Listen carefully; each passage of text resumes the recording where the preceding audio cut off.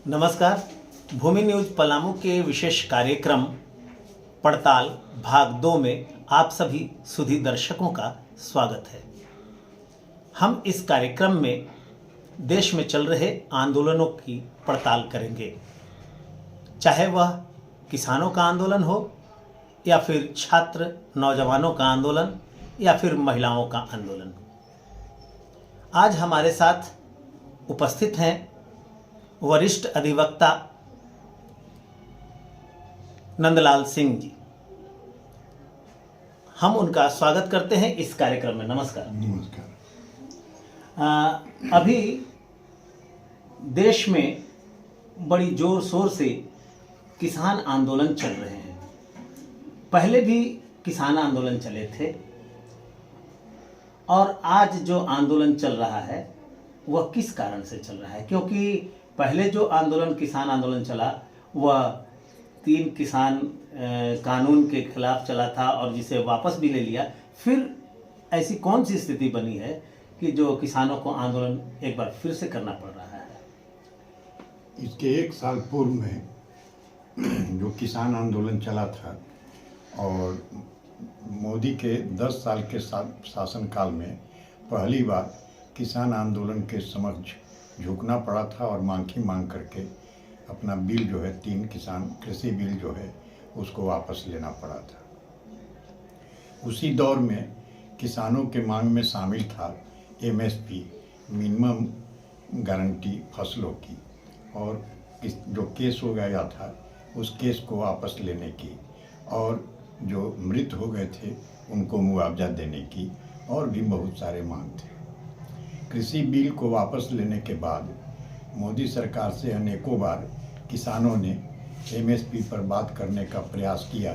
लेकिन सरकार किसी भी हालत में एमएसपी देने को तैयार नहीं थी, और न ही किसानों पर जो केस मुकदमा हुआ था वो केस मुकदमा को ही वापस लेने के लिए तैयार थी। अंततः किसानों को मजबूर होकर के पुनः आंदोलन का रुख लेना पड़ा, और इस बार किसान आंदोलन जो है वह 2 संगठनों के, मजदूर किसान संगठन और एक जो है किसान संगठन, दोनों को मिला करके जो है इस आंदोलन की शुरुआत हुई और दिल्ली कूच करने का शुरुआत हुआ। तो आप समझ लीजिए कि किसानों का एक ग्रुप जो था वह इस आंदोलन से पहले शुरुआत में अलग था, लेकिन 3-4 दिन के आंदोलन में सरकार के ओर से जो रवैया अपनाया गया उसको देखने के बाद आप कह सकते हैं कि पाकिस्तान के खिलाफ भी इतना सख्ती से भारत की सरकार कभी पेश नहीं आई थी जैसा किसानों के विरुद्ध में सरकार पेश आई, और आंसू गैस के गोले लगातार छोड़े गए और उनको रोकने के लिए छावनी जैसा मोर्चा बना दिया गया, और किसानों को हरियाणा से पहले ही जो है रोक दिया गया शंभू बॉर्डर पर, जहाँ से 200 किलोमीटर की दूरी है दिल्ली का, और वहाँ से मांग सरकार करने लगी और किसानों ने आंदोलन का सामना किया, पुलिस के दमन का भी सामना किया, और आप आश्चर्य मानिएगा कि पतंग के माध्यम से जो ड्रोन उड़ा करके छोड़ा जा रहा था आंसू गैस, उस ड्रोन को भी गिरा देने का साहसी काम किया। अंततः 4 दौर की वार्ता हुई, और 4 दौर की वार्ता में सरकार ने चौथे दौर में जिस तरह का प्रस्ताव पेश किया था उस पर विचारों विमर्श के बाद उस सरकार के प्रस्ताव को किसान संगठन जो है एकदम निरस्त मानने से इनकार कर दिए, और दूसरे भी किसान संगठन जो थे वो किसान संगठनों के द्वारा भी इनके आंदोलन का पुरजोर समर्थन करने की घोषणा कर दी गई, और किसान आंदोलन के लिए तैयार रहे और दिल्ली कूच करने का प्रस्ताव जो उनका था उस पर वो चलना प्रारंभ किए, और जो बाधा उत्पन्न किया गया था उस बाधा को भी तोड़ने के लिए जो है सरकार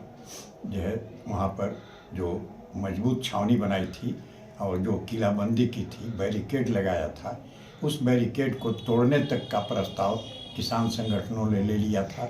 और दिल्ली तक जाने का शुरुआत कर दिया। तो मैं कहना चाहूँगा कि आप तमाम लोग इस बात से अवगत हैं कि आज़ादी के बाद किसानों के साथ जो स्थिति थी, स्वामीनाथन नाम के कृषि वैज्ञानिक ने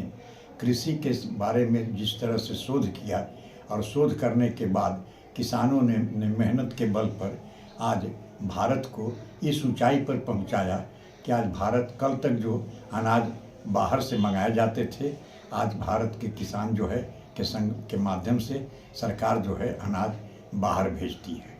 लेकिन आज उनको जो खर्च पड़ रहे हैं, स्वामीनाथन कमेटी का निर्माण सरकार ने किया था। स्वामीनाथन कमेटी जो है एक प्रस्ताव भी दिया था और उस प्रस्ताव के अनुसार सरकार उस पर कोई अमल नहीं किया। अंततः मिनिमम गारंटी, जब आप देखते होंगे कि दवाई दाम पर, अन्य सामानों के दाम पर मैक्सिमम गारंटी लिखा रहता है, लेकिन इनका मिनिमम गारंटी पर भी सरकार जो है मानने को तैयार नहीं है। और चौथे बातचीत के बाद पांचवें दौर की बातचीत के लिए किसानों को जो है सरकार की ओर से प्रस्ताव आ गया। यानी सरकार जो आने वाले बहुत ही हाल के दिनों में 10-15 दिनों के बाद ही चुनाव 24 के चुनाव की घोषणा होगी और सरकार जो है किसी भी हालत में किसानों से टकराने की स्थिति में आमने सामने नहीं है। और यही कारण है कि आंदोलन शुरू होने के पहले ही से किसानों को दिल्ली जाने से रोकने के लिए सरकार ने इंतजाम करना शुरू कर दिया था। बावजूद इसके कि आगे किसान भी अपने आंदोलन को तेज करते चले गए, लेकिन सरकार उनसे टकराना नहीं चाहती है और पांचवें दौर का बातचीत करने का जो है प्रस्ताव देती है। मैं आप तमाम लोगों से यही कहूँगा कि आज किसानों की जो स्थिति है, आप उसमें देख सकते हैं कि उसी स्थिति से मजबूर होकर विगत 1 साल पहले किसानों ने जो आंदोलन किया था, दुनिया के इतिहास में उस तरह के आंदोलन का मिसाल नहीं मिलता है। और दोबारे जो पुनः उस आंदोलन को जो उस समय मोदी के द्वारा जो वादा किया गया था, सरकार के द्वारा जो वादा किया गया था, उस वादा को भी पूरा करने में सरकार जो है सक्षम तैयार नहीं हुई और टाल मटोल करते रह गई। अब आप जान लीजिए कि अडानी जो अभी सबसे प्रिय है मोदी का, उस अडानी के द्वारा पूरे देश में इतना ज़्यादा जो है गोदाम का निर्माण हुआ और उसमें अनाज जो है सस्ते दामों पर खरीद करके जो है भर लिया गया, जिसको बाद में जो है ऊंचे दामों में बेचा जाएगा। तो इस तरह से सबसे ज़्यादा इस आंदोलन से अगर किसी को क्षति है तो वह अडानी को है। और आपको ये मालूम होना चाहिए कि अडानी जैसे कारपोरेट जो है इस हिंदुस्तान में सरकार चला रहे हैं, न कि मोदी सरकार चला रहे हैं। अडानी वगैरह कारपोरेटर के द्वारा जो कहा जाता है उसी के आधार पर यह सरकार चलती है। तो किसानों की जो दयनीय स्थिति है, कृषि की जो हालत है, उस हालत में आप तमाम लोगों को यह समझना चाहिए कि बेशक इस आंदोलन का प्रभाव हम लोग इस इलाके में नहीं पड़ रहा है, बावजूद इसके कि उनके अनाज नहीं उत्पन्न करने के कारण, उनके अनाज के उचित दाम नहीं मिलने के कारण जो क्षति होगी उससे पूरा देश जो है तबाह होगा। और किसान जो आत्महत्या कर रहे हैं और लगातार किसानों से ज़्यादा कोई भी इस देश में वर्ग आत्महत्या नहीं करता है। और किसान जो है अब उनके मरने अपना जीवन के अंतिम बचाव का जो है यह माध्यम बच गया है। और पुनः यह आंदोलन जो शुरू हुआ है, इस आंदोलन में बाकी भी जो किसान संगठन हैं, यह सिर्फ पंजाब का और हरियाणा का और उत्तर प्रदेश का का आंदोलन नहीं है, बल्कि कर्नाटक का, असम का और दूसरे स्टेट के किसान भी, केरला के किसान भी इस संगठन में आकर अपना योगदान कर रहे हैं। आपको यह जानकर भी आश्चर्य होगा कि किसानों का हिंदुस्तान में जो यह आंदोलन चल रहा है, यह दुनिया के कई देशों में चल रहा है। जर्मनी जैसे विकसित राष्ट्र में भी किसानों का आंदोलन जारी है और किसान वहाँ भी आंदोलन कर रहे हैं, लेकिन किसी भी हालत में सरकार जो है झुकने को यहाँ तैयार नहीं है। और जिस तरह से दमन चला रही है, दुनिया के अन्य देशों में इस दमन का कोई मिसाल नहीं मिलेगा। जी, अभी आप सुन रहे थे नंदलाल सिंह जी को, जिन्होंने किसान आंदोलन पे बहुत ही शोधपरक बात कही है कि यह स्वतंत्र भारत का